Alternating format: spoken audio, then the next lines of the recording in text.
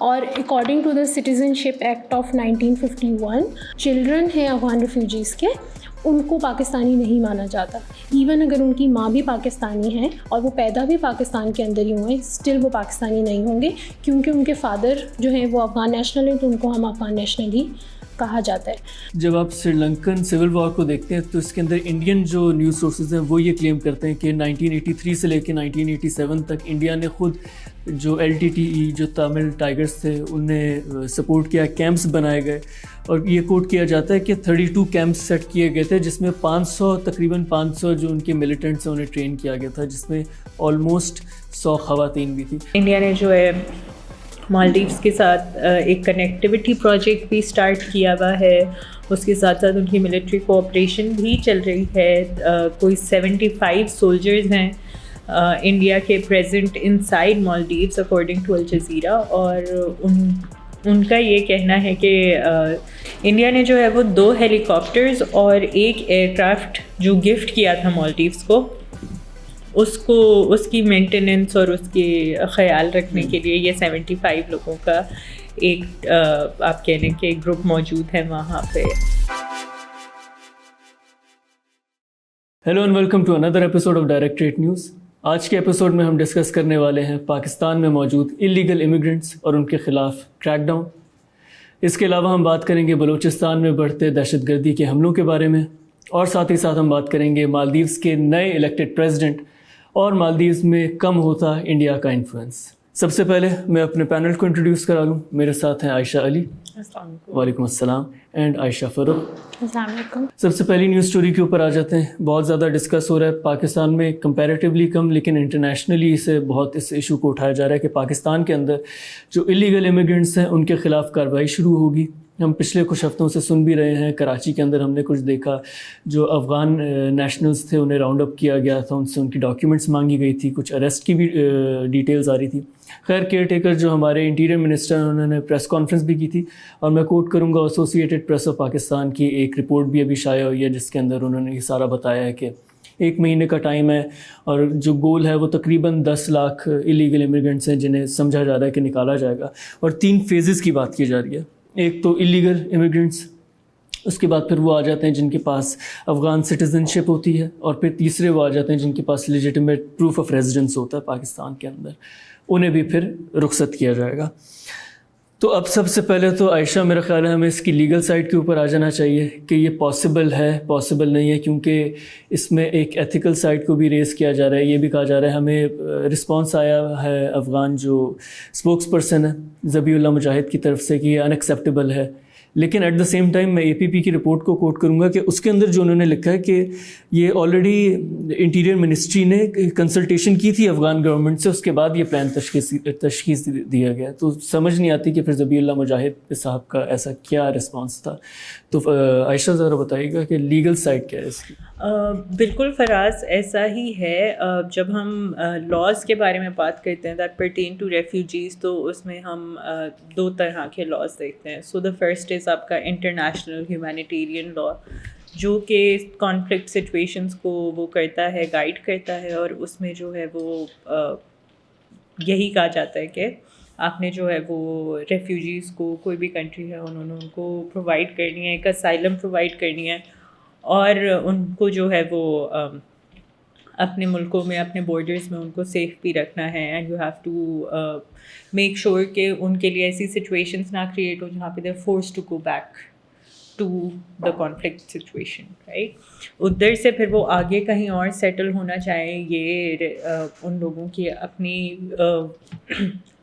اپنے ول پہ ہوتا ہے، اور اگر وہ وہیں سیٹل ہونا چاہیں تو اس کے لیے they should follow proper visa processes. The problem in Pakistan starts کہ ایک تو Pakistan is not a signatory to this convention. The second problem is کہ پاکستان کا despite having given refuge to so many Afghans, کوئی 4.4 ملین افغانس کی ہم بات کرتے ہیں جنہوں نے جو ہے وہ الٹیمیٹلی پاکستان میں پناہ لی ہے، ان کے لیے ہمارے پاس کوئی ایک اسائلم سیکنگ پروسیس نہیں تھا. ہم نے جو ہے وہ کہا کہ یا تو آپ کے پاس پاسپورٹ ہو تو آپ ہمارے اس میں آ سکتے ہیں، کنٹری میں انٹر ہو سکتے ہیں بارڈر کی. And this is about the border posts جہاں سے وہ انٹر ہو سکتا ہے رائٹ. تو ہم نے کہا کہ یا تو آپ پاسپورٹ لے کے آ جائیں یا پھر آپ اپنا افغان سٹیزن شپ کارڈ لے کے آ جائیں تو ہم آپ کو انٹر ہونے دیں گے. اس کے بعد یعنی یہ پوچھنا کہ آپ کس پرپز کے لیے آ رہے ہیں, وہاں پہ کوئی ڈیٹا مینٹین کرنا کچھ اس طرح کا, وہ Pakistan had not been able to do effectively. وہ تو پھر UNHCR جو ہائی کمیشن فار ریفیوجیز ہے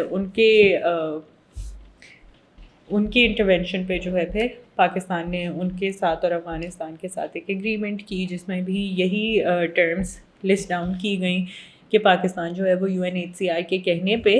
ریفیوجیز کو اندر لے گا اور ان کو جو ہے وہ فورس نہیں کرے گا واپس جانے کے لیے. اور یعنی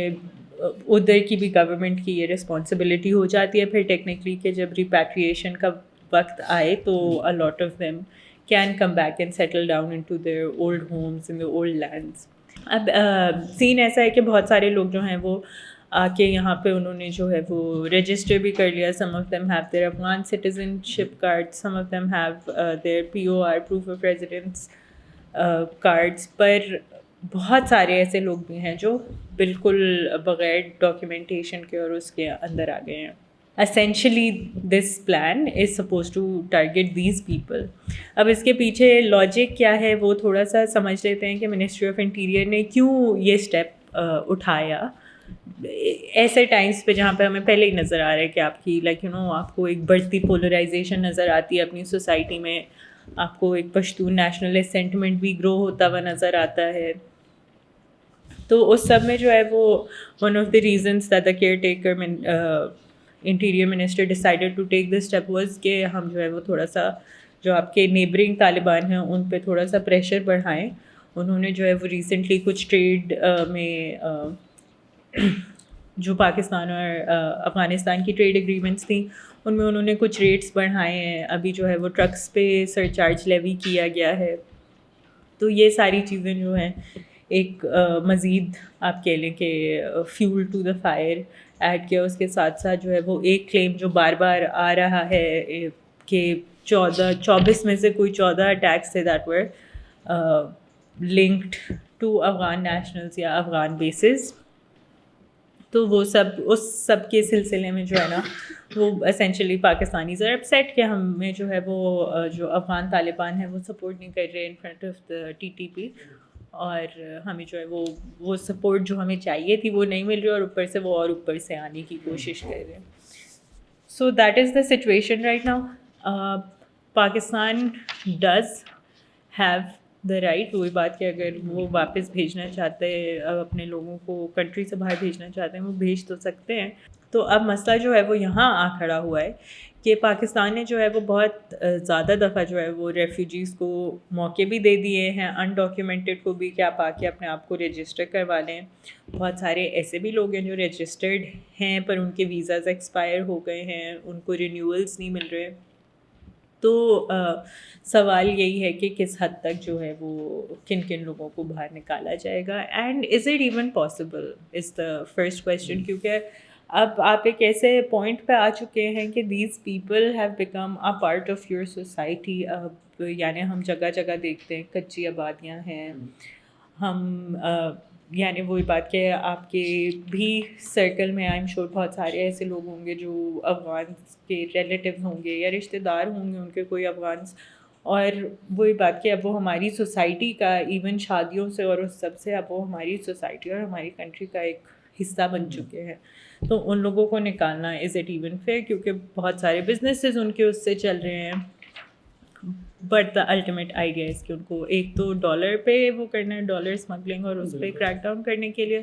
اور ٹیرر اٹیکس کو روکنے کے لیے they trying to do this. آپ نے ویسے بڑا انٹرسٹنگ اینگل ریز کیا ہے کہ وہ لوگ جن کی شادیاں ہو چکی ہیں یہاں پر جو ایک خاص لیول کے اوپر. اب میں ایک ایسا کیس دیکھ رہا تھا کہ جس میں وہ پچھلے 30-35 سال سے پاکستان میں ان کے بچوں نے آج تک افغانستان دیکھا بھی نہیں ہے, لیکن اب ان کے پاس نیشنلٹی تو ہے نہیں, تو وہ کیا وہ افغانی کنسیڈر ہوں گے یا وہ پاکستانی ہوں گے. اس میں بڑی ایک انٹرسٹنگ ایگزامپل ہمیں امریکہ سے ملتی ہے, لیکن میں سب سے پہلے چاہ رہا تھا کہ میں عائشہ آپ کی طرف ہوں کہ اگر ہم صرف پاکستان میں رہیں تو پاکستان کی ہسٹری میں کیا آپ کو اسپیسیفکلی اگر ہم افغان نیشنلز کی بات کریں جو پاکستان آئے ہیں کوئی ویوز نظر آتی ہوں جب ان لوگوں نے زیادہ مائیگریٹ کیا ہو پاکستان کے اندر؟ تو پاکستان کی امیگریشن سے ریلیٹڈ کیا ہسٹری ہے؟ ابھی کچھ ڈیٹا میرے سامنے آ گیا تو میں کوٹ کر دیتا ہوں، کیونکہ جو یونائٹڈ نیشنز کی فگر ہے اور یہ ساری فگرز جو ہے کہ پاکستان میں کتنے افغان ہیں، جس طرح آپ نے مینشن کیا کہ بارڈر ایسا ہے کہ ٹریک رکھنا بڑا مشکل ہوتا ہے، لیکن یونائٹڈ نیشنز کہتے ہیں کہ 1.3 یعنی 13 لاکھ افغان جو ہیں وہ پاکستان میں رجسٹرڈ ہیں، اور تقریباً 8 لاکھ کے پاس کوئی لیگل وجوہات ہیں اس کے علاوہ بھی رہنے کی پاکستان میں۔ لیکن جو ہمارے کیئر ٹیکر انٹیریئر منسٹر صاحب ہیں بگٹی صاحب، وہ کہتے ہیں کہ تقریباً 17 لاکھ انلیگل امیگرینٹس پاکستان میں موجود ہیں، اور ٹوٹل جو ہیں وہ 44 لاکھ 44 لاکھ۔ تو خیر اسی کے ساتھ عائشہ میں آپ کی طرف آنا چاہ رہا تھا ان نمبرز کو ذہن میں رکھتے ہوئے کہ یہ آئے کس طرح پاکستان اتنے زیادہ۔ ان کی رپورٹ کے اکارڈنگلی کہ افغان نیشنلز جو ٹوٹل نمبر ہے وہ پاکستان میں 30 لاکھ کے قریب ہے، جن میں کچھ POR کارڈ ہولڈرز ہیں جو کہ 14 لاکھ کے تقریباً ہے، پھر کچھ کے پاس جو ہے وہ افغان سٹیزن کارڈ ہے جو تقریباً 8.5 لاکھ کے اراؤنڈ ہے، اور پھر کچھ ایسے ہیں جن کی کوئی رجسٹریشن نہیں ہے، کوئی ڈاکیومنٹیشن نہیں ہے، وہ تقریباً 7 سے 8 لاکھ کے درمیان لوگ ہیں۔ اور یہ جو ابھی نئی والی ویو ہے کہ کریک ڈاؤن ہے اور جن کو 1 منتھ کا الٹیمیٹم دیا گیا، وہ یہی والے لوگ ہیں جن کے پاس کوئی قانونی کاغذات نہیں ہے یا کارروائی، جن کے پاس کوئی دستاویزات نہیں ہیں ٹو پروف کہ وہ پاکستان میں کتنے عرصے سے رہ رہے ہیں یا یہاں کیا ان کا کیا اسٹیٹس ہے۔ اور اس کے اندر ایک اور بھی جو چیزیں جو حکومت کی طرف سے بیان آتا ہے کہ ہم نے آپ لوگوں کو کئی پوائنٹس پہ موقع دیے رجسٹر کرانے کے اپنے آپ کو ایز ریفیوجیز یا آپ کو سٹیزن کارڈ لینے کے لیے، اور پھر آپ نے پھر بھی ان ریزنس ان موقعوں کے ہونے کے باوجود بھی آپ نے ان کو اپنے آپ کو رجسٹر اگر نہیں کرایا، تو اب یہ آپ کا ایک فائنل الٹیمیٹم ہے اور 1 مہینہ آپ کے پاس واپس جانے کا۔ اور اگر ہم ویوز کی بات کرتے ہیں تو آئی تھنک سب سے پہلے تو آپ کے پاس 79-80s میں سب سے زیادہ افغانی آئے تھے جب سوویت انویژن ہوئی تھی افغانستان کی، اور اس ٹائم پہ آپ کے پاس ایک بہت لارج نمبر آف ریفیوجیز تھا وہ افغانستان سے پاکستان موو ہوئے تھے، اور جن کی تقریباً 1.3 ملین کے قریب 79 میں موو ہوئے۔ اور اس کے بعد آپ کے پاس جو سیکنڈ ویو آتی ہے وہ 2001 میں آتی ہے جب US انویژن ہوتی ہے افغانستان کی 9/11 کے بعد، اس میں بھی ایک بہت بڑا چنک آپ کے پاس آیا۔ اگین آپ کے پاس پہلے بھی ریفیوجیز موجود تھے اور یہ بھی ریفیوجیز موجود ہیں۔ اور ابھی جو ہم نے تیسری سب سے ریسنٹ دیکھی ہے وہ فال آف کابل 2021 کے بعد، جب افغان طالبان نے اپنی انٹرم گورنمنٹ بنائی تو بہت سارے لوگ جو ہیں وہ وہاں سے آئے، اور تقریباً آئی تھنک اگر ہم UNHCR کا ڈیٹا دیکھتے ہیں تو ان کے مطابق تقریباً 6 لاکھ افغانیوں کو ویزا دیا گیا تھا۔ اب اس کے اندر بھی بہت سارے لوگ ہیں جن کو ویزا دیا گیا تھا انیشلی، لیکن ان کو کیونکہ اب جابس وغیرہ نہیں مل پائیں تو ان کا ویزا ایکسپائر ہو گیا اور اب وہ رینیو نہیں ہوا، تو وہ بھی اب کہنا چاہیے انڈاکیومنٹڈ رہ رہے ہیں پاکستان میں۔ تو یہ تو ساری ہمارے پاس کچھ فیکٹس اینڈ فگرز آ جاتے ہیں، لیکن اس میں اگین جو عائشہ نے بھی بات کی کہ ہم لوگ کیسے آئیڈینٹیفائی کریں گے، ابھی تک انٹیریئر منسٹری نے اپنا کوئی پلان یا کوئی چیز نہیں بتائی کہ ایک تو انڈاکیومنٹڈ ہے ان کو ٹریس کیسے کریں گے، اس کے بعد ان کو آپ کس بیسس پہ نکالیں گے، بیکاز ان میں سے جو اسپیشلی آپ کے 79 یا 2001 کے بعد جب آئی تھی ریفیوجیز تو ان میں بہت سارے لوگ جو ہیں they have been married into Pakistani communities, especially آپ کی پشتون کمیونٹی میں بہت زیادہ شادیاں وغیرہ ان کی ہو گئی ہیں، ان کے بچے بھی اب بڑے ہو گئے۔ سو ان کو آپ کیسے آئیڈینٹیفائی کریں گے کہ یہ اب پاکستانی نہیں رہے جبکہ انہوں نے اپنی لائف کا میجر چنک جو ہے وہ پاکستان میں گزارا ہے۔ اور according to the citizen ship act of 1951 children ہیں افغان ریفیوجیز کے، ان کو پاکستانی نہیں مانا جاتا، ایون اگر ان کی ماں بھی پاکستانی ہے اور وہ پیدا بھی پاکستان کے اندر ہی ہوئے ہیں، اسٹل وہ پاکستانی نہیں ہوں گے کیونکہ ان کے فادر جو ہیں وہ افغان نیشنل ہیں، تو ان کو ہم افغان نیشنل ہی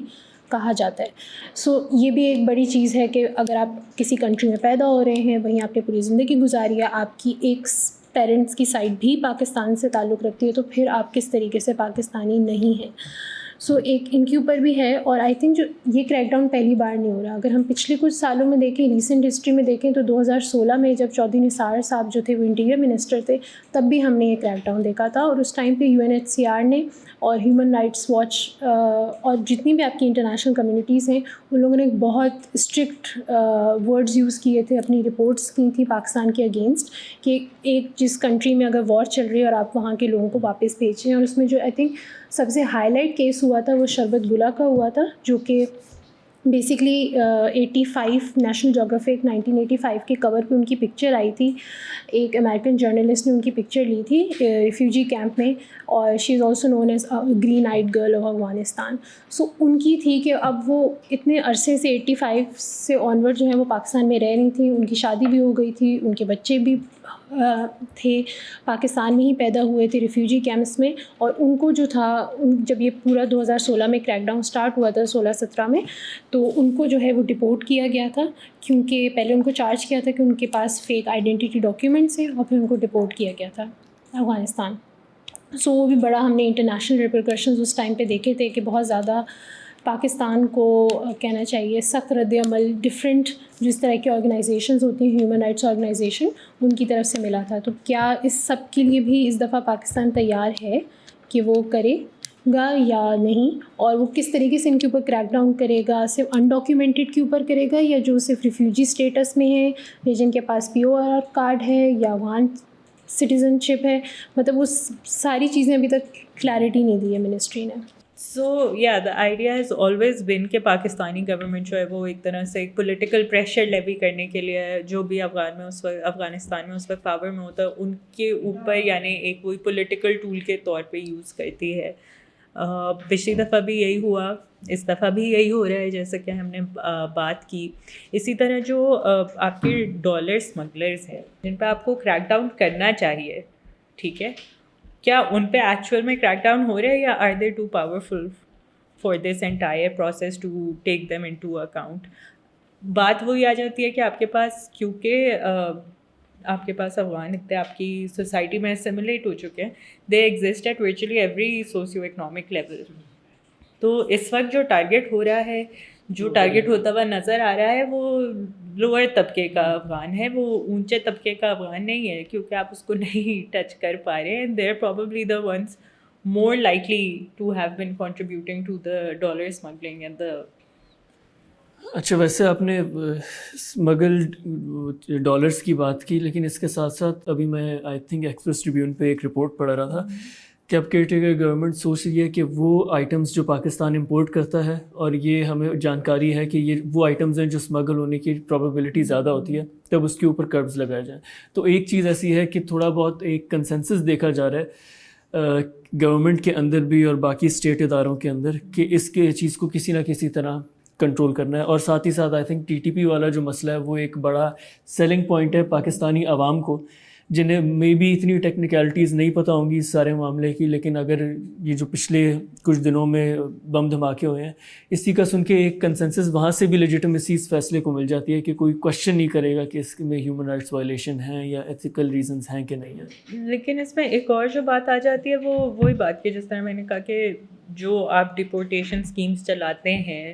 پولیٹیکل پرپسز کے لیے, اسی طرح آئی بلیو کہ جو ڈاکیومنٹیشن ڈرائیوز بھی جو اتنی بے تحاشا ہوئی ہیں وہ بھی فیل اسی لیے کی گئی ہیں کیونکہ وہ ہوئی صرف پولیٹیکل پرپسز کے لیے. کسی کو افغان سٹیزن کارڈ دیا ہوا ہے, کسی کو POR میں آپ نے وہ کیا ہوا ہے. سو اگر آپ کا خود شور نہیں ہے آپ کی کیا ہاں پالیسی ہے اس چیز پہ, تو یعنی وہی بات کہ I think the government has a lot of burden on it. ویسے اس کے اندر پاکستان میں تو بات ہو رہی ہے ایتھیکل تھوڑی بہت, انٹرنیشنلی بھی پاکستان کے اوپر تھوڑا بہت پریشر ڈالنے کی کوشش کی جا رہی ہے. جو افغان ایمبیسی ہے اسلام آباد میں وہ تو اس سے ہراسمنٹ کہہ رہی ہے, اور انہوں نے کچھ فگرز کوٹ کیے کہ تقریباً 1000 افغان نیشنلز کو حراست میں لیا گیا, جس میں سے آدھے یا اس سے زیادہ لوگوں کے پاس ان کا کلیم ہے کہ ڈاکیومنٹس تھے, ریلیونٹ ڈاکیومنٹس تھے. لیکن ہم انٹرنیشنلی دیکھتے ہیں تو صرف ابھی ریسنٹلی ہم نے بوٹ کیپسائزنگ دیکھی ہے جس کے اندر یہ کہا جا رہا ہے کہ حکام جو تھے وہ انوالو تھے اس کیپسائزنگ کے اندر کیونکہ الیگل امیگرینٹس تھے. تو ہمیں نظر آتے ہیں کہ مختلف لیولز کے اوپر انہیں روکا جاتا ہے. آپ کچھ کہنا چاہتے ہیں؟ جو آپ نے ابھی بات کی ہے کہ افغان ایمبیسی سے ایک ایشو ہوئی تھی اسٹیٹمنٹ, اس کے ایک کاؤنٹر میں پولیس کی بھی ایک اسٹیٹمنٹ آئی تھی اس علاقے کی. انہوں نے کہا تھا کہ میرے خیال سے کوئی 400 سے 500 لوگ ہم نے پکڑے ہیں اور ان کے جو ہیں وہ چل رہے ہیں, ان کے پاس نہیں تھی documentation. That is their claim. Again, ہمیں I think at the same time Karachi کے بھی اگر آپ لوکل سے بات کریں تو وہاں پہ بھی ایک سینٹیمنٹ بڑا پایا جاتا ہے کہ جو اسٹریٹ کرائم ہے اس کے اندر افغان نیشنلز کافی زیادہ حد تک انوالوڈ ہیں. وہ تو خیر ایک یعنی وہی بات کہ ایک آبویسلی جب آپ کی سراؤنڈنگ میں کتنے سارے لوگ آ جاتے ہیں کسی اور نہ یعنی نہ وہ آپ کی زبان سمجھتے ہیں نہ وہ آپ کی طرح دیکھتے ہیں, تو ایک نیچرل سی بات ہے کہ آپ کی سوسائٹی میں ایک ان گروپ آؤٹ گروپ والا کمپلیکس آ ہی جاتا ہے. پلس آپ کو ایک ایزی ٹارگیٹ بھی مل جاتا ہے کیونکہ صرف افغان نیشنلز نہیں ہیں اس کے اندر اور بھی پاکستان کے اندر سے کافی زیادہ لوگ انوالوڈ ہیں. سو جب ہم افغان نیشنلز کی بات کرتے ہیں اور ریفیوجیز کی بات کرتے ہیں پاکستان میں, تو ہمیں یہ بھی دیکھنا چاہیے کہ ہم یہ جو فنومینا ہے افغان ریفیوجیز کا پاکستان میں, یہ ایک بڑا ڈفرینٹ قسم کا ہے. آپ اس کو کسی اور کنٹری سے اس طریقے سے نہیں کر سکتے بیکاز 79 میں انیشلی آئے تھے. 20 سال آپ کی ایک جنگ ان کے ملک میں تھی تو وہ واپس نہیں جا سکتے تھے. جب وہ ختم ہوئی تو آپ کا 2001 پوسٹ 9/11 وار شروع ہو گیا. پھر اگین مطلب ایک ایسی کنٹری جن کے 40 سال تک جو کنٹری میں ہے وار رہی ہے آپ, اور وہ لوگ ادھر رہے ہیں, اور 40 سال ایک بہت بڑا حصہ ہوتا ہے کسی, یہ نہیں ہے کہ صرف 1-2 سال کی بات ہے کہ چلو پھر اس کے بعد آپ واپس آہستہ آہستہ شفٹ کر جاؤ گے. تو پوری ایک نئی جنریشن آ جاتی ہے ان 40 سال میں, اور وہ ہم نے دیکھا بھی ہے نا افغان نیشنلز کے ساتھ. تو ایک تو یہ ہے کہ ان کا جو فنومینا ہے وہ ہم ان کو باقیوں کی طرح ٹریٹ کر نہیں سکتے. دوسرا جو 2021 فال آف کابل کے بعد بہت سارے لوگ آئے ہیں, اب ہم یہ بھی کہہ رہے ہیں جس طریقے سے سرفراز بگٹی صاحب نے بھی یہ کہا کہ بہت سارے 24 میں سے جو 14 ٹیرر اٹیکس ہوئے ہیں ان کے اندر آپ کو کہیں نہ کہیں افغان لنک ملتا ہے. لیکن ہمیں یہ بھی دیکھنا ہے کہ ہم پوری افغان کمیونٹی کو اس طریقے سے ٹارگیٹ نہیں کر سکتے بیکاز بہت سارے لوگ جو فال آف کابل کے بعد موو کیے ہیں وہ ایک پرو طالبان سینٹیمنٹ نہیں رکھتے ہیں. وہ لوگ ہیں جو طالبان سے شاید ایگری نہیں کرتے افغان طالبان سے, اور اس لیے وہ یہاں پہ شفٹ ہوئے ہیں, یا ان کو اپنے خطرات لاحق ہیں کہ ان کی جو اسٹرکٹر پالیسیز ہیں وہ ان سے ہٹ کے پاکستان شفٹ ہوئے ہیں اور یہاں پہ وہ کام دیکھ رہے ہیں یا باقی افغانیوں کے ساتھ جو ہیں وہ سیٹل ہو رہے ہیں. تو ایک تو یہ پورا ہمیں ایک فنومینا دیکھنے کی ضرورت ہے کہ یہ آپ اس کو نارملی وہ نہیں کر سکتے. دوسرا جو آپ کو ریفیوجی کیمپس کی ہم بات کرتے ہیں کہ پاکستان نے افغانیوں کو صرف ریفیوجی کیمپس تک محدود نہیں رہنے دی اور اپنے شہروں اور اپنے گاؤں کے اندر تک ان کو آنے دیا, تو اس کے اندر ایک ریزن یہ بھی ہے کہ اگر آپ دیکھیں ریفیوجی کیمپس میں جو ریفیوجی اسٹیٹس پہ لوگ ہوتے ہیں ان کو تعلیم وہ اس طرح ہر اسکول میں جا کے ہر یونیورسٹی میں جا کے نہیں کر سکتے, انہیں ہر جاب نہیں مل سکتی ہے, اور ان کے لیے ایک پراپر رول ہوتا ہے کہ آپ کو ریفیوجیز کے جو ریفیوجی کیمپ کا جو ایریا اسی کے اندر کے اسکولس میں آپ نے پڑھنا ہے. اب میجورٹی جو آپ کے ریفیوجی کیمپس ہیں ان میں پرائمری اسکول کے بعد کا اسکول ہی موجود نہیں ہے, آپ کے پاس مڈل اسکول یا ہائی اسکول موجود ہی نہیں ہے, یونیورسٹی تو دور کی بات ہے. تو پھر اس طرح کے لوگ جب آپ ان کو تعلیم بھی نہیں دے رہے, وہ اپنے ملک میں واپس نہیں جا سکتے, 40 سال سے ان کا ملک جنگ میں تھا, ابھی بھی جو ان کی انٹرم گورنمنٹ چل رہی ہے اس کو بہت سارے لوگ جو ہیں وہ نہیں مانتے ہیں. تو جب ایک امن آ ہی نہیں رہا تو وہ پھر ان لوگوں کے لیے مشکل ہے کہ ان کو نہ آپ تعلیم دے رہے ہیں نہ آپ ان کو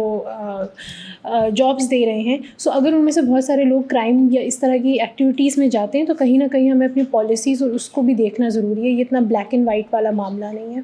اور اگر ہم اس کے اندر اور بھی جائیں کہ افغان نیشنلز کو, تو آپ چلیں ایک اور ہم بات کریں ریفیوجیز کی. پاکستان میں جو دوسری آئی تھنک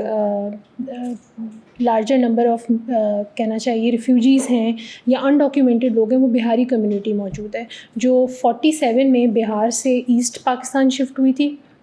جو کہ اب بنگلہ دیش ہے. وہاں پہ انیشلی تو وہ لوگ سیٹل کر گئے تھے, لیکن وہاں پہ جب آپ کے ہم نے 60s کے اینڈ میں 70 کے اسٹارٹ میں بہت زیادہ لینگویج ایشوز دیکھے کیونکہ وہ سارے جو لوگ تھے وہ اردو اسپیکنگ لوگ تھے اور بنگلہ دیش میں آپ کے پاس بنگالی اسپیکنگ لوگ تھے. تو جب وہ سارا ایک لینگویج کلیش شروع ہوا, پھر ہم نے 71 کی وار دیکھی, تو ان ساروں کو بہت زیادہ مسائل پیش آ رہے تھے ایسٹ پاکستان میں, کیونکہ جو بہاری کمیونٹی ہے اس کا بڑا پرو پاکستان یا پرو ویسٹ پاکستان اس وقت اسٹانس تھا. تو وہ پھر 71 کے بعد جو ہیں وہ شفٹ ہو جاتے ہیں ویسٹ پاکستان سائڈ پر, اور یہاں بھی ان کو نہیں ایکسیپٹ کیا جاتا اس طریقے سے بیکاز ان کو ایسٹ پاکستانیز کہا جا رہا تھا یا بنگالی بنگلہ دیش کی طرف سے کہا جا رہا تھا. تو وہ لوگ بھی بیچ میں ان کی کمیونٹی کو بھی ہم دیکھتے ہیں جو کہ کافی میجورٹی ان کی کمیونٹی کراچی یا سندھ کے کافی علاقوں میں وہ لوگ سیٹلڈ ہیں. اب ان کا بھی ایک مسئلہ ہے کہ ان میں میجورٹی جو لوگ ہیں نہ ان کے پاس ڈاکیومنٹس ہیں, اور یہ نہیں ہے کہ وہ رجسٹر کرا نہیں رہے اپنے آپ کو. 74 کے بعد ہماری پالیسیز یا لاز میں آیا کہ ان کی ڈاکیومنٹیشن وقتی طور پہ بند کی گئی تھی, اور 74 سے 2023 ہو گیا, وہ وقتی طور ہمارا ختم نہیں ہوا. سو اب وہ تعلیم بھی حاصل نہیں کر سکتے بیکاز آپ کو اگر 9th یا میٹرک کے ایگزام دینے ہیں کسی بھی بورڈ سے تو آپ کو اپنا بے فارم یا اپنا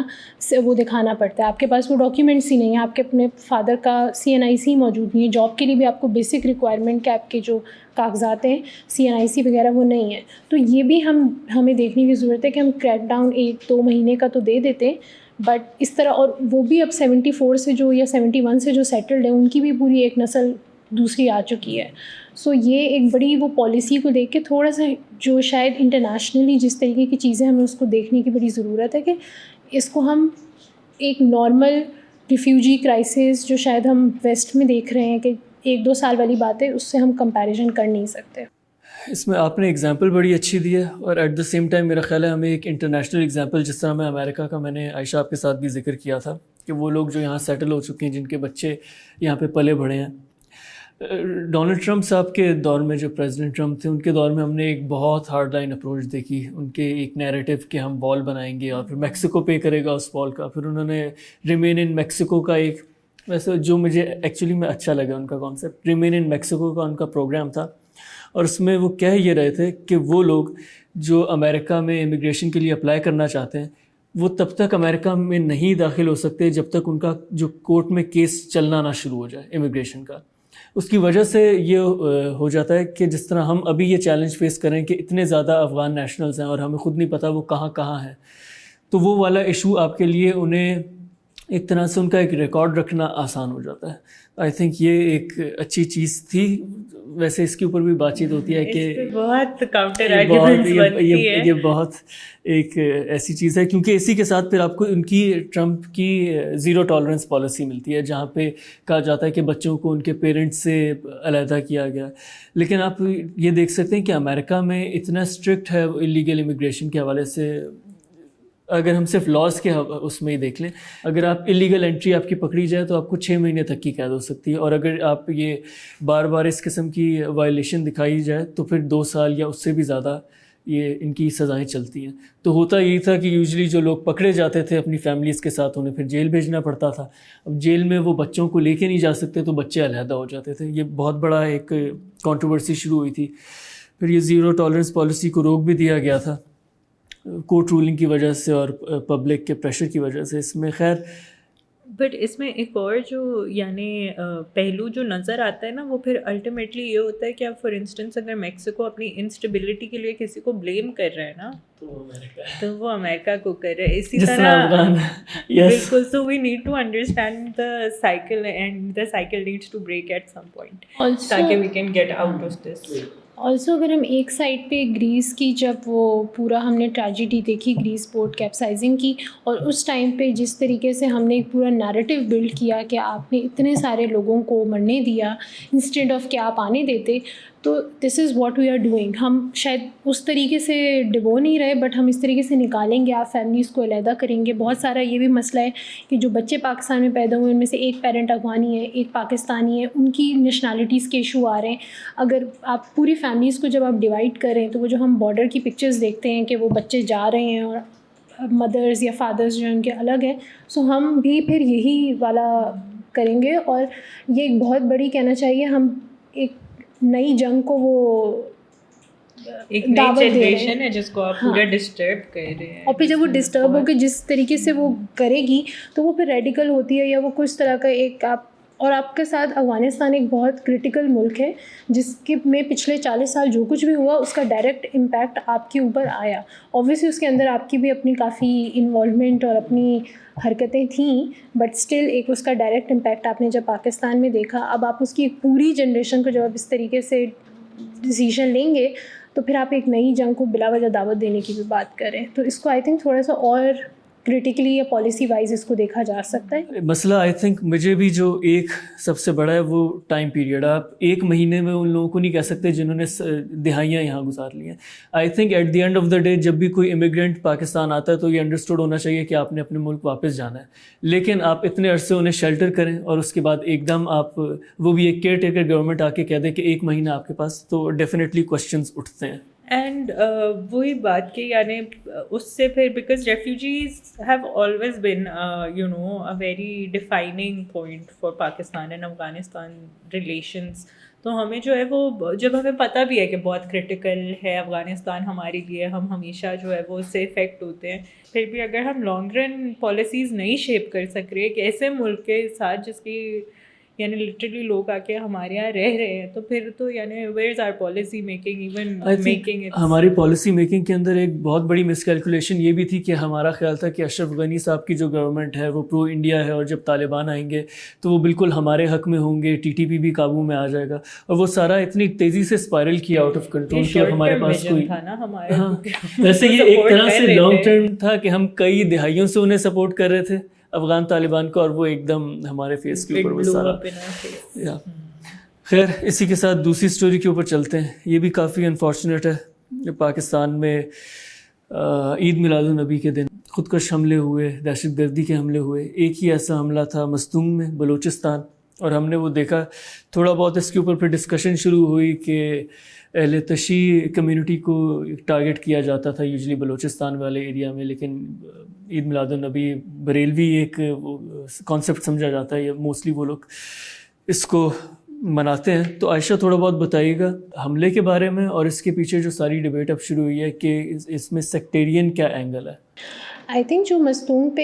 عید میلاد النبی کے پروسیشن پہ جو اٹیک ہوا اس میں 50 سے زائد لوگ جو ہیں وہ شہید ہوئے. اور ابھی تک تو فی الحال جب بھی اس طرح کا کوئی ٹیرر اٹیک ہوتا ہے تو ہم دیکھتے ہیں کہ تھوڑے عرصے بعد یا تھوڑے وقت کے بعد فوراً سے کوئی گروپ اس کی رسپانسبلٹی کو کلیم کر لیتا ہے. بٹ اس واقعے کو آئی تھنک ایک ہفتے سے زیادہ ہو گیا ہے, لیکن ابھی تک کسی بھی گروپ نے اس کی جو رسپانسبلٹی ہے وہ کلیم نہیں کی. بیچ میں پہلے ٹی ٹی پی والوں کا نام آیا تھا, تو ٹی ٹی پی نے اپنی آفیشیل اسٹیٹمنٹ جاری کی کہ ہمارا جو اٹیک کرنے کا طریقہ کار ہے یہ ہماری آئیڈیالوجی سے میچ نہیں کرتا, اور اس اٹیک میں ہماری کوئی انوالومنٹ نہیں ہے. تو ٹی ٹی پی نے تو آفیشیلی اس کو ڈینائی کیا ہے. بہت سارے جو ایکسپرٹس تھے, آفیشلس تھے, ان کا یہ بھی کہنا تھا کہ کیا پتہ اس میں را کی انوالومنٹ ہو, کیونکہ بلوچستان میں یہ اٹیک ہوا ہے, اس سے پہلے بھی ہم نے بلوچستان میں را کی انوالومنٹ دیکھی ہے. تو لیکن آفیشیلی بہت سارے جب اینالسٹ نے اس کو اسٹڈی کیا اور اس اٹیک اور اس کے آگے پیچھے اگر ہم تھوڑی سی ہسٹری دیکھیں تو اس میں ہمیں کافی زیادہ جو ان کا اسٹائل ہے, یہ طریقہ کار جو ہے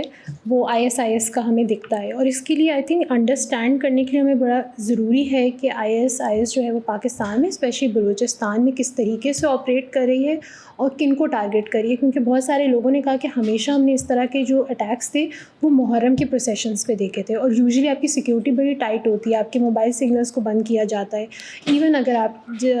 راولپنڈی کے علاقے میں یا کراچی کے علاقے میں بھی جب بھی پروسیشنز ہوتے ہیں ملک بھر میں تو بہت سیکیورٹی ٹائٹ ہوتی ہے محرم کے دنوں میں. لیکن اگر 12 ربیع الاول کے ایک پروسیشن کو اس طریقے سے ٹارگٹ کرنا, تو اس کا مطلب ہے کہ کیا جو ہمارے ٹیرر آؤٹ فٹس ہیں ان کا ایک جو نظریہ ہے وہ اینٹی اہل تشیع سے ہٹ کے اب کیا وہ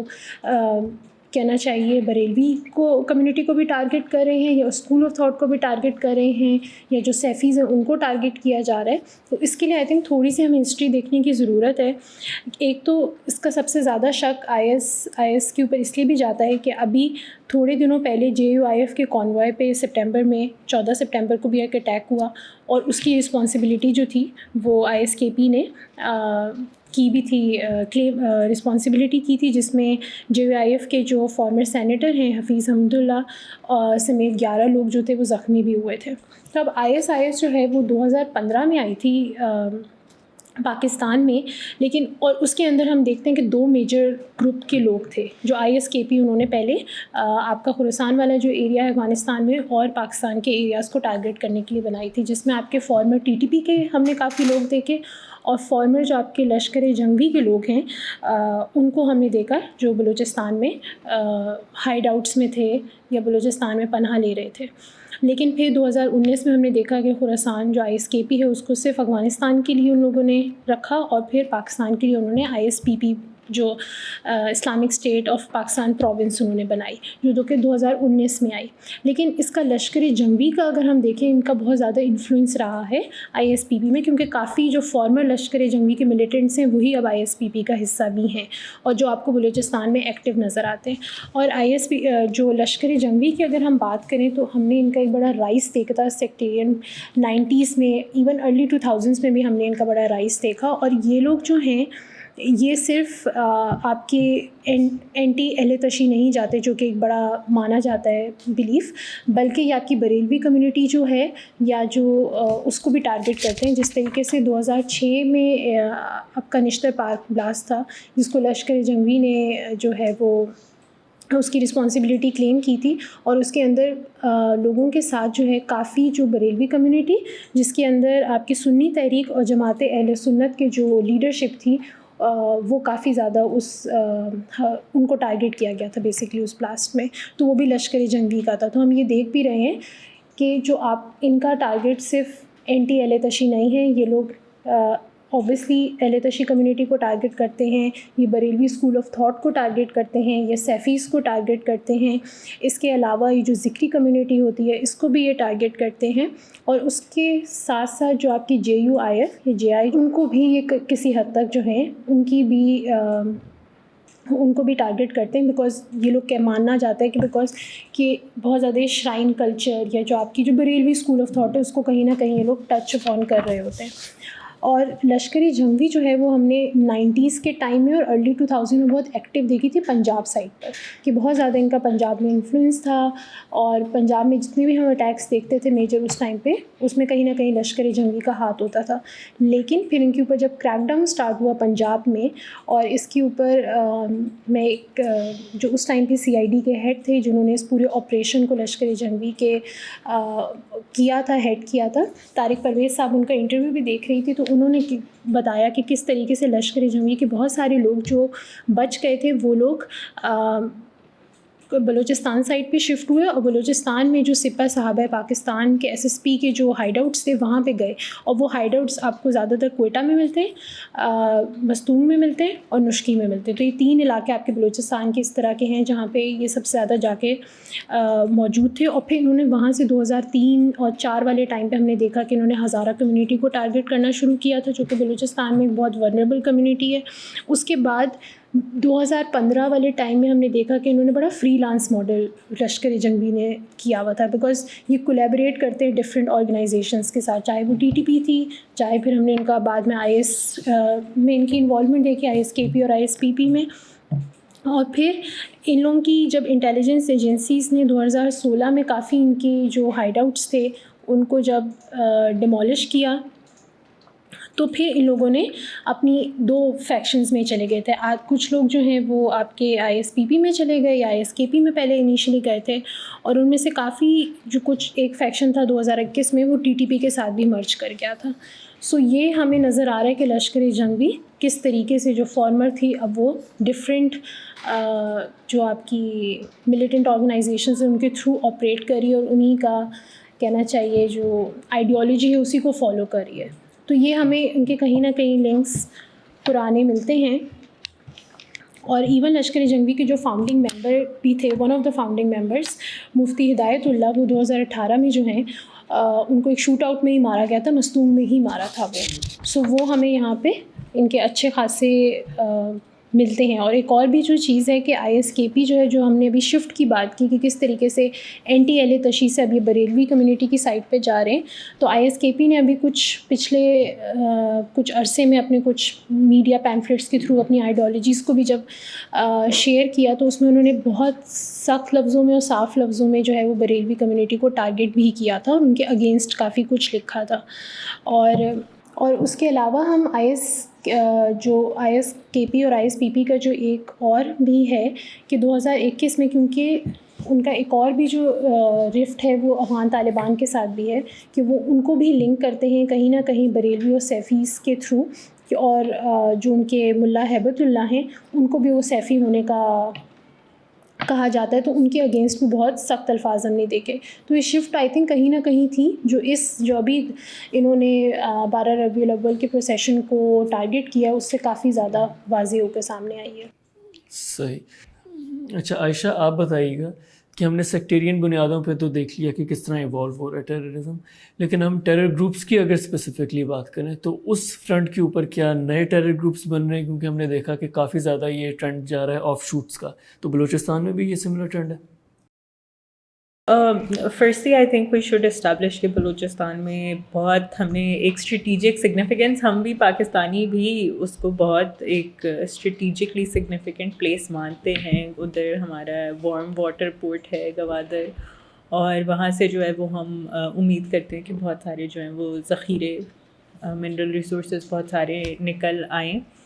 اسی کے ساتھ ساتھ جو ہے وہ چائنا کی بہت ہیوی انویسٹمنٹ ہے. تو جہاں تک بات ہے وہاں پہ انریسٹ کریٹ کرنے کی، تو اس میں جو ہے وہ آج صبح بھی ہم ایک انٹرنیشنل ریلیشنز ایکسپرٹ سے بات کر رہے تھے، تو وہ بھی ہمیں یہی سمجھا رہے تھے کہ اسینشلی جو آپ کی چائنا انڈو پاور پلے ہے نا، وہ اب آپ کو سب جگہ وہ واضح کرے گا اپنے آپ کو. So what's happening in Balochistan is also it's becoming another power play arena for regional hegemony. ٹھیک ہے، تو اسینشلی آپ چاہے جو آپ کے سیپریٹسٹ فرنٹس ہیں یا جو اب جس طرح یہ والا جو مستونگ والا جو اٹیک تھا اس کو بھی در سینگ کہ اس میں راکی بھی انوالومنٹ تھی. تو آن دا ہول وہ یعنی بلوچستان جو ہے ایک بہت ایزی ٹارگیٹ نہیں، but it's like a very logical target for all sides to create instability there. اب وہ چاہے ایران ہو، جو ایران کا بلوچستان ہے، اور ہمارا جو بلوچستان ہے وہ اس کو وہ کرنا چاہتے ہیں، مرج کرنا چاہتے ہیں. پھر اوبویسلی انڈیا کی ایک ویزیبل سیپریٹسٹ اس میں ایک سپورٹ آ جاتی ہے. جو بھی آپ کے بلوچ نیشنلسٹ وہ ہوتے ہیں گروپس، جو ہے BRA ہو گیا، BRAS سب ایک آئے جو ایک اسینشلی نیشنلسٹ موومنٹس کا ایک کلیکٹیو گروپ ہے. تو اس سب میں I think one thing that needs to be observed is کہ ایون دو ہم نے جو ہے وہ مستونگ کے اٹیک میں جو ہے وہ ایک چیز جو ہائی لائٹ کی وہ یہ تھی کہ ان گروپس میں آپس میں بھی بہت رفٹس ہیں، رائٹ. تو یعنی فی الحال جو ہے وہ ان کا نمبر 1 ٹارگیٹ جو ہے وہ پاکستان ہے، پر once that target shifts in priority تو they are very comfortable fighting with each other. تو اس میں یہی کہ ISKP جو ہے وہ TTP کو بھی اٹیک کرے گا. ابھی ریسنٹلی ہم نے دیکھا TJP اور TTP کی ایک اسپیٹ آئی سامنے. تو یہ سب تو چلتا رہے گا، پر at the same time we also see کہ ISKP جو ہے وہ بلوچ نیشنلسٹ کو بھی انٹیل اور وہ سپورٹ پرووائڈ کرتا ہے. ہم نے پہلے بھی ایک ایپیسوڈ میں بات کی تھی جب بلوچ سوسائڈ بامبرس کی بات ہو رہی تھی کہ نیشنلسٹ جو ہیں why are they increasingly blowing themselves up. تو اس میں جو ہے وہ یہی بات سامنے آئی کہ ISKP جو ہے وہ انہیں سپورٹ کرتا ہے. عائشہ یہ خیر کافی زیادہ ڈسکشن اس بات کے اوپر ہوتی ہے جو آپ نے پوائنٹ اٹھایا ہے باہر کی انوالومنٹ کا یا را کی انوالومنٹ کا. تو ہمیں خیر ایک تو کیس ہمیں بڑا ملتا ہے جو پاپولر کیس ہے کلبھوشن یادو کا. انہیں مارچ 2016 میں پکڑا گیا، بلوچستان سے پکڑا گیا. وہ مانے کہ انہیں جو سیپریٹسٹ گروپس تھے ان کے ساتھ کولیبریشن کے لیے بھیجا گیا تھا، انریسٹ کریٹ کرنے کے لیے. اس کے بعد پھر اسی سال نومبر میں 2016 کے اندر انڈین ہائی کمیشن جو ہے اسلام آباد میں، وہاں سے 8 جو ان کے عملہ تھا انڈین نیشنلز کا انہیں پھر نکالا گیا، اور یہی فارن آفس کی طرف سے اسٹیٹمنٹ آئی کہ یہ انریسٹ کریٹ کر رہے تھے. لیکن آپ کو اس سے پہلے بھی ہسٹری نظر آتی ہے، چاہے وہ 1971 کی سقوط ڈھاکہ، فال آف ڈھاکہ اور مکتی بہینی والا سارے معاملات ہوں، اور جو 2015 میں خود نریندر مودی صاحب نے بنگلہ دیش میں جا کے اسے پھر کلیم بھی کیا کہ ان کی مدد کی گئی تھی جو سیپریٹسٹ تھے اس جنگ کے اندر. تو ہمیں نظر آتا ہے کہ ایک ٹرینڈ پاکستان کے خلاف اسپیشلی کوئی ایسی موومنٹس ہو جس میں ایک سکسیشنسٹ موومنٹس ہو جو ہمیں بلوچستان میں کہیں نہ کہیں نظر آتی ہیں. لیکن یہ صرف پاکستان تک ویسے لمیٹڈ نہیں ہے. یوزلی سمجھا جاتا ہے کہ انڈیا اور پاکستان تک ہی. جب آپ سری لنکن سول وار کو دیکھتے ہیں تو اس کے اندر انڈین جو نیوز سورسز ہیں وہ یہ کلیم کرتے ہیں کہ 1983 سے لے کے 1987 تک انڈیا نے خود جو LTTE جو تامل ٹائگرز تھے انہیں سپورٹ کیا، کیمپس بنائے گئے، اور یہ کوٹ کیا جاتا ہے کہ 32 کیمپس سیٹ کیے گئے تھے جس میں 500 تقریباً 500 جو ان کے ملیٹنٹس ہیں انہیں ٹرین کیا گیا تھا، جس میں آلموسٹ 100 خواتین بھی تھیں. خیر اس کے بعد پھر جب راجیو گاندھی صاحب کی جب اسیسینیشن ہوئی اس کے بعد موڈ کافی زیادہ تبدیل ہو گیا تھا. لیکن بعد میں نہیں بلکہ اس سے پہلے پوملا آپریشن بھی ایک ہوا تھا 1980s میں, جہاں پہ انڈین فورسز نے 25 ٹن کھانا ڈراپ کیا تھا سارے جو ایریا کے اندر تھا, اور وہاں پہ پھر سری لنکن گورنمنٹ نے الزام لگایا تھا انڈیا کے اوپر کہ انہوں نے فوڈ کے ساتھ ساتھ ویپنز بھی سپلائی کیے ہیں, اور یہ ایک ایسا ٹرننگ پوائنٹ تھا. خیر ایٹ دی اینڈ تو سری لنکا جو گورنمنٹ تھی وہ جیت گئی تھی ان تامل ٹائیگر سے, لیکن اس وقت یہ کہا جا رہا تھا کہ ایک بڑے نازک موڑ پہ تھا, اپر ہینڈ حاصل تھا سری لنکن گورنمنٹ کو اس وقت بھی, لیکن وہ سارا جو اسے ٹلٹ کیا گیا تامل ٹائیگرز کی طرف اللیجڈلی ویپن سپلائی کر کے. اس کے بعد پھر ہمیں نیپال میں نظر آتا ہے, جو نیپال کی رائل پیلیس کے جو قتل و غارت تھی اس کے اندر انڈیا کے ہاتھ ہونے کی بات کی جاتی ہے, امریکہ کی سپورٹ کی بھی بات کی جاتی ہے. تو ہمیں نظر آتا ہے کہ انڈیا میں وہ جب کبھی بھی ان کے نیبرز کے اندر کوئی سکسیشنسٹ موومنٹ ہوتی ہے تو وہ کہیں نہ کہیں کوئی اپنا کارڈ پلے کرنے کی کوشش کرتے ہیں, یہ ہمیں ہسٹری بتاتی ہے. اسی کے ساتھ پھر ہم نے ابھی ریسنٹلی کچھ ہفتے پہلے کینیڈا میں دیکھا جو خالستانی سیپریٹسٹ تھے ان کی جو ایک اسیسینیشن ہوئی ہے, اور اس کو میں میرا خیال ہے کنیکٹ کرنا چاہوں گا مالدیوز میں جو ہو رہا ہے. ان کے نئے پریزیڈنٹ الیکٹ ہوئے ہیں محمد موئز 30 سپٹمبر کو, اور جو ان کے پچھلے پریزیڈنٹ تھے جنہیں پرو انڈیا کہا جاتا تھا ان کے خلاف یہ ایک پرو چائنا پالیسی لے کر آ رہے ہیں, اس سلوگن کے اوپر آئے ہیں. تو ہمیں تھوڑا بہت نظر آتا ہے کہ جیو پالیٹکس مالدیوز کی سائڈ کے اوپر بھی دیکھی جا رہی ہے. لیکن عائشہ میں چاہ رہا تھا کہ سب سے پہلے اگر آپ تھوڑی بہت انٹروڈکشن کرا لیں کہ محمد موئز ہیں کون. محمد موئز جو ابھی 54% آئی تھنک ووٹس لے کر مالدیوز کے نئے پریزیڈنٹ الیکٹ ہوئے ہیں, ان کا تعلق جو ہے وہ پروگریسو پارٹی آف مالدیوز سے تعلق ہے. So education wise he is a British educated civil engineer, لیکن ویسے اس وقت کرنٹلی جو ہیں وہ مالدیوز کا جو کیپٹل ہے مالے اس کے وہ کرنٹ میئر کے طور پہ کام کر رہے تھے. اور ان کی جو پاور میں آنے کی کہانی ہے وہ تھوڑی اس طرح انٹرسٹنگ ہے کہ یہ ایز منسٹر کام کرتے تھے عبداللہ یامین کی گورنمنٹ میں, جو کہ 2013 سے 2018 میں تھی. ان کا تعلق بھی پروگریسو پارٹی آف مالدیوز سے تھا, اور عبداللہ یامین کی گورنمنٹ کو اگر ہم دیکھیں تو وہ بہت پرو چائنا گورنمنٹ رہی تھی, اور انہی کی گورنمنٹ کے دوران جو ہے سب سے زیادہ چائنا سے لونز لیے گئے تھے. اور اپوزیشن کا جو ان پہ سب سے زیادہ اعتراض ہے وہ یہی ہے کہ یہ ہماری جو مالدیوز کو ایک ڈیٹ اونڈ کنٹری بنائے گا ٹو چائنا, کیونکہ انہوں نے تقریباً کوئی 1 بلین کے قریب جو ہے انویسٹمنٹ کے لیے لونز اٹھائے تھے. اس کے علاوہ چائنا کی سب سے زیادہ جو انویسٹمنٹ ہے وہ بھی اسی ایئرس کے دوران ہم نے دیکھی. لیکن عبداللہ یامین کو کرپشن کے چارجز پہ جو ہے جیل جانا پڑا 11 سال کے لیے, اور ان کے اوپر جو کورٹ میں جو پورا کیس چلا کہ انہوں نے کس طریقے سے پیسے لیے تھے اور کک بیکس لی تھیں, اس کے اوپر ان کو کافی زیادہ فائن بھی دینا پڑا, اور 11 سال کے لیے وہ جیل چلے گئے. تو پھر جو ان کی پارٹی سے نئے لیڈر ایمرج ہوئے وہ محمد موئز تھے, جنہوں نے عبداللہ یامین کی کہنا چاہیے کائنڈ آف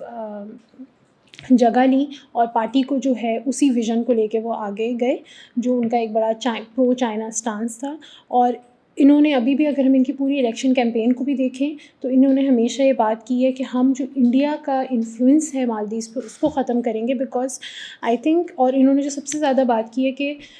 مالدیوز میں اس وقت تقریباً 70 to 80 ملٹری پرسنلز ہیں جو انڈیا کے اس وقت ڈپلوائے ہیں, اور انڈیا کا کہنا ہے کہ ہم نے کچھ ان کو جہاز وغیرہ جو ہیں وہ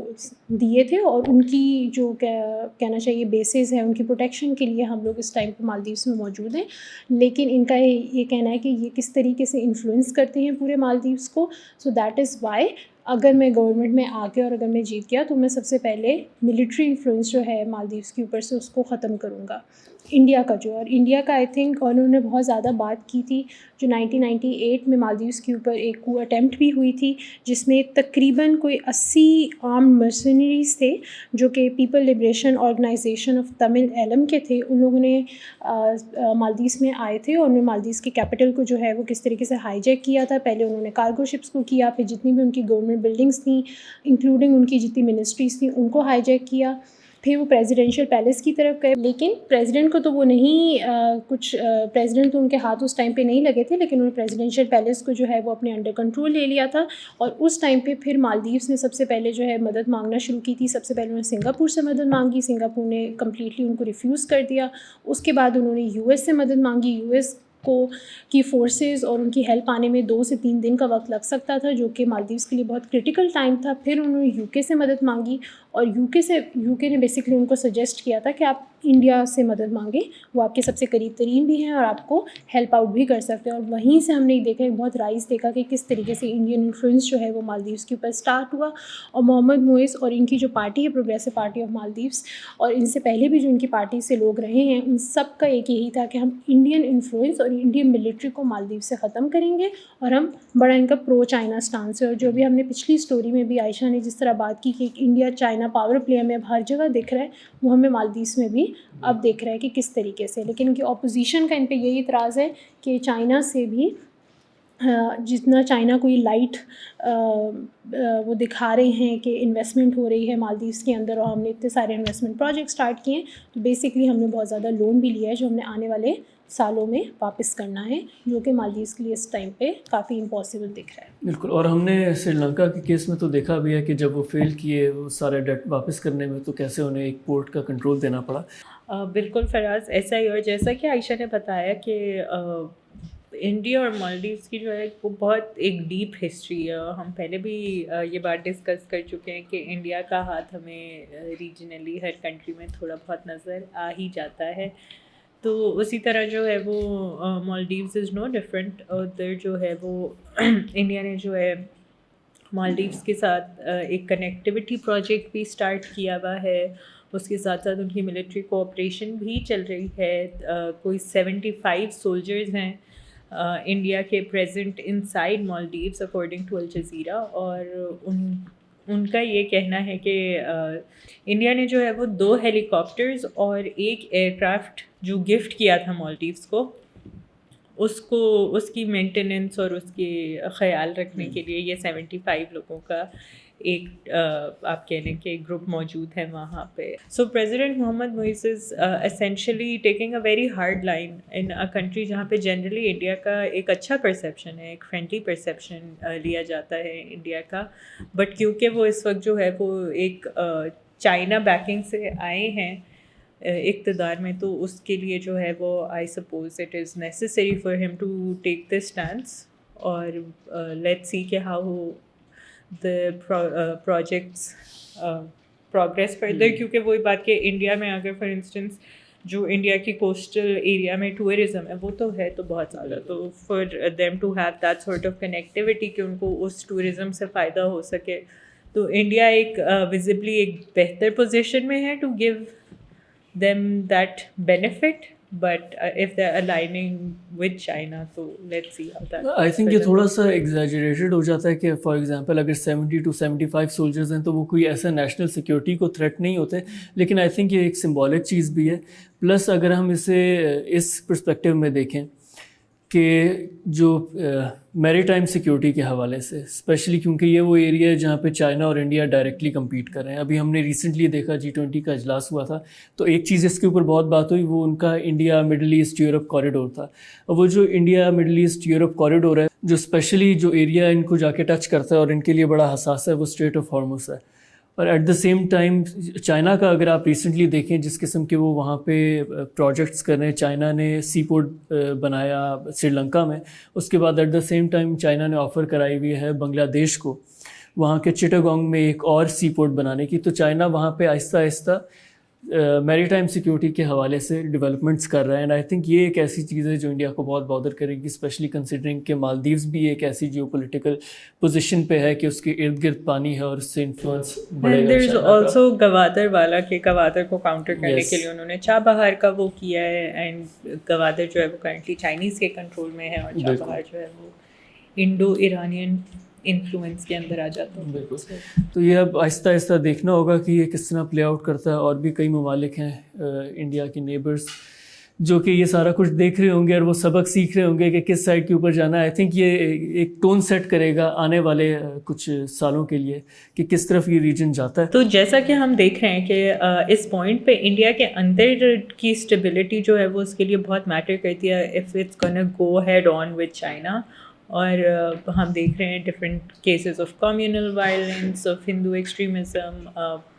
بہت ویڈیوز جو ہیں وہ آئے دن وائرل ہو رہی ہوتی ہیں. سو آئی تھنک کہ وہی بات کہ if India wants to be a regional hegemon, then it needs to make sure کہ اس کے اندر کے matters